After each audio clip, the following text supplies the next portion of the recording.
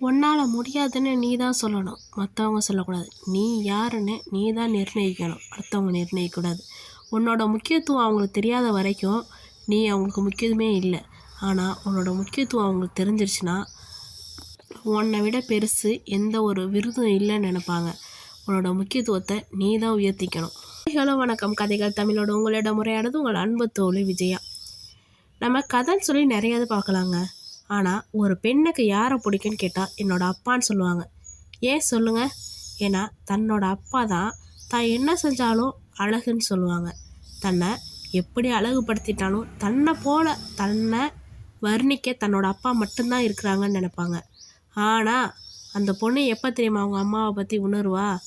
பிரசவ நேரத்தில் அந்த பிரசவ வலி ஏற்படும் போது தான் தான் அம்மா இதே வலியை அனுபவிச்சிருக்காங்க, தான் அம்மாவை விட வேறு எதுவுமே பெருசு இல்லைன்னு நினப்பான்.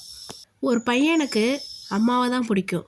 ஆனால் அவன் தன்னோட குடும்ப பாரத்தை சுமக்கும்போது அது பாரம் கிடையாது, சுகம்தான். ஆனால் தன்னோட மனைவி குழந்தைகள்னு வரும்போது எல்லாரையும் மேனேஜ் பண்ணி நடத்தும்போது வறுமை வரும்போதும் தனக்குன்னு வேண்டாம், தான் குழந்தைகளுக்கும் மனைவிக்கும் வேணும்னு நினைக்கும் போது தன்னோட அப்பாவோட முக்கியத்துவத்தை உணர்வாங்க. ஒரு குட்டி கதை சொல்கிறேன். ஒரு வீட்டில் 2 வேலைக்காரிகள் இருக்காங்க. ஒருத்தவங்க சமைக்கிறவங்க, ஒருத்தவங்க கூட்டி பெருக்கிறவங்க. சமைக்கிறவங்களுக்கு சில்வர் பிளேட்டு, ஆனால் கூட்டி பெருக்கிறவங்களுக்கு ரப்பர் பிளேட்டு. அது மட்டும் இல்லை, சமைக்கிறவங்க அவங்களுக்கு தேவையான சாப்பாட்டை அவங்களே போட்டுப்பாங்க. ஆனால் கூட்டி பெருக்கிறவங்களுக்கு சமையக்காரங்க தான் சாப்பாடு போடணும். ஏன்னா அவங்க சுத்தம் பண்ணுறாங்கல்ல, அதனால அவங்களுக்கு இன்ஃபெக்ஷன் ஆகிடுமா.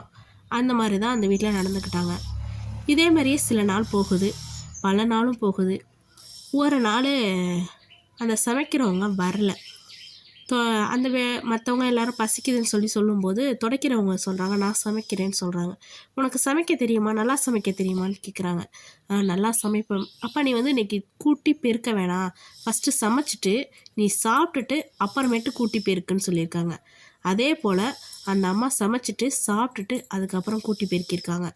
ஆனால் அது வரைக்கும் அந்த சமையல்கார அம்மாவை ரொம்ப பெரிய ஆளாக மதிச்சிட்டு இருந்தாங்க. ஆனால் வராத அன்னைக்கு தான் தெரிஞ்சது கூற்ற அம்மாவுக்கும் சமைக்க தெரியும்னு சொல்லிட்டு. மறுநாள் சமைக்கிற அம்மா வந்தாங்க. பெருக்கிற அம்மா நாள் நிறைய வேலை பார்த்ததுனால மறுநாள் லீவு போட்டாங்க. சமைக்கிற அம்மாட்ட சொன்னாங்க, நீ இன்னைக்கு ஒரு நாள் சமைச்சிட்டு சாப்பிட்டுட்டு கூட்டி பெருக்கிடுன்னு சொன்னாங்க. அதுக்கு அந்த அம்மா என்ன சொன்னாங்களாம், நான் சமைக்க மட்டும்தாம்மா வந்தேன், கூட்டி பெருக்க வரலன்னு சொன்னாங்களாம். ஏம்மா, சமைக்கிறவனுக்கு கூட்டி பெருக்க தெரியும் தானே, அதை பண்ண நான் அதுக்கான சம்பளத்தை கொடுத்துட்றேன்னு சொன்னாங்களாம். இல்லை இல்லை, நீங்கள் எவ்வளோ கொடுத்தாலும் நான் கூட்டி பெருக்க மாட்டேன் அப்படின்னு சொல்லியிருக்காங்க. நீங்கள் அந்த அம்மாவை ஃபோன் பண்ணி வர சொல்லுங்கன்னு சொல்லியிருக்காங்க. ஏம்மா அப்படின்னு சொல்லியிருக்காங்க. இல்லை, நான் கூட்டி பெருக்க மாட்டேன் அப்படின்னு அந்த சமயக்கார அம்மா சொல்லிட்டு கிளம்பிட்டாங்களாம். அப்போ அந்த முதலாளி தெரிஞ்சுக்கிட்டாங்களாம், இதே தான் நேற்று அந்த அம்மாட்ட சொன்னோம், அந்த அம்மா எதுவுமே சொல்லலை, சமைச்சிட்டு சாப்பிட்டுட்டு கூட்டிகிட்டு போனாங்க. ஆனால் இவங்கக்கிட்டேயும் அதே தான் சொன்னோம், ஆனால் இவங்க கோச்சிக்கிட்டு போயிட்டாங்க. நம்ம யார் முக்கியம்னு பார்த்தோம், சமையக்காரங்க ரொம்ப முக்கியம். ஏன்னா அவங்க தான் நமக்கு சாப்பாடு சமைச்சு தராங்க. ஆனால் கூட்டி பெருக்கிறவங்கனால நமக்கு இன்ஃபெக்ஷன் வரும்னு நினச்சோம். ஆனால் நமக்கு உண்மையாக இருந்தது யாருன்னா கூட்டி பெருக்கிறவங்க தான். அது மட்டும் இல்லை, சமையக்காரங்க இல்லைன்னா கூட நம்ம வெளியில் வாங்கி சாப்பிட்டுக்கலாம். ஆனால் நம்ம சுற்றி இருக்கிற பொருள் சுத்தமாக இல்லைன்னா நம்ம எப்படி உபயோகிக்க முடியும்? நம்ம 2 பேருக்கும் சம்பளம் தான் கொடுக்கணும், 2 பேரையும் ஒரே மாதிரி தானே வச்சுருக்கணும். அப்போ அந்த முதலாளி ரொம்ப ஃபீல் பண்ணாங்களாம். மறுநாள் 2 பேரையும் வர சொன்னாங்க. 2 பேருக்குமே சில்வர் தட்டு தான். 2 பேரும் தனக்கான சாப்பாட்டை தானே போட்டுக்கிட்டாங்க. 2 பேருக்கும் ஒரே மரியாதை தான் கொடுத்தாங்க. அது மட்டும் இல்லை, இன்னொரு கதை சொல்கிறேன். இந்த கதை எல்லோரும் கேள்விப்பட்டிருப்பீங்க. தன்னோட மாமியார்கிட்ட குழந்தைய விட்டுட்டு மருமக வெளியில் போகிறாங்க. வெளியில் போகும்போது தன்னோட பீரோல் சாவியை எடுத்துகிட்டு போகிறாங்க. அப்போது அந்த குழந்தை பார்த்துட்டு எதுவுமே சொல்லலை. வெளியில் போயிட்டு உள்ளே வர்றாங்க மருமகள்.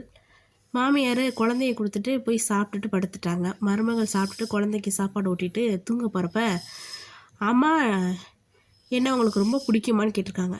நீதாம்மா என் உலகம்னு சொல்லியிருக்காங்க. சரிம்மா, நான் முக்கியமாக இல்லை நகை பணம்லாம் முக்கியமானு கேட்டிருக்காங்க. எனக்கு நீதாம்மா முக்கியம்னு சொன்னாங்க. அப்போது பாட்டிம்மா உனக்கு பிடிக்குமான்னு கேட்டிருக்காங்க. பிடிக்கும் அப்படின்னு சொல்லியிருக்காங்க. பாட்டிம்மா நல்லவங்களான்னு கேட்டிருக்காங்க. நல்லவங்க தான். அப்புறம் ஏம்மா பீரோல் சாவி எடுத்துகிட்டு போனீங்கன்னு கேட்டிருக்காங்க. இல்லைம்மா, உள்ள நகை பணம்லாம் இருக்குது அப்படின்ட்டுருக்காங்க.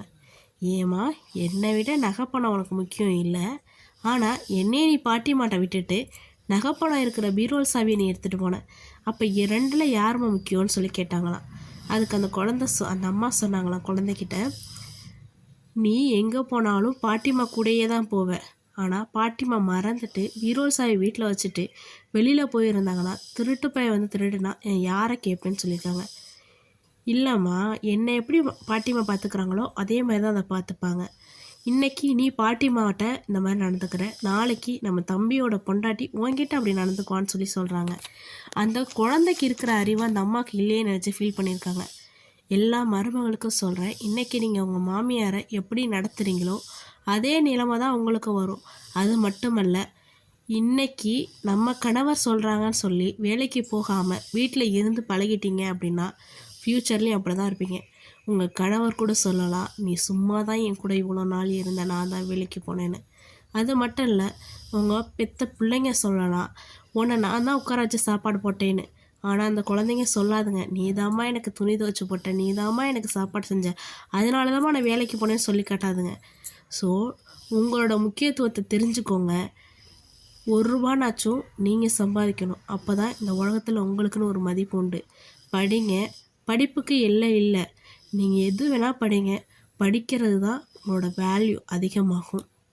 படிச்சுக்கிட்டே இருங்க, புத்தகம் நிறைய வாசிங்க, அறிவு கூர்மையாகும். டிவி சீரியல் பார்க்குறதுனால மருமகள் மாமியார் கொடுமையும் நாத்தனார் அண்ணி கொடுமையும் இதுதான் உங்களுக்கு தெரியும். ஸோ புத்தகத்தை வாசிங்க, நல்லதே படிங்க, நல்லதே நினைங்க, நல்லதே செய்யுங்க, உங்களுக்கு நல்லதே நடக்கும். இந்த கதை உங்களுக்கு பிடிச்சிருந்தா லைக் பண்ணி, ஷேர் பண்ணி, சப்ஸ்கிரைப் பண்ணுங்கள். மீண்டும் அடுத்த ஒரு காணொளி சந்திக்கிறேன். இல்லை வேறு ஏதாவது எனக்கு இந்த கதை மூலமாக உங்கள்கிட்ட சொல்லணும், இல்லை ஏதாவது சேஞ்ச் பண்ணணும்னு நினச்சிங்கன்னா மறக்காமல் கமெண்ட் பண்ணுங்கள். பாய்.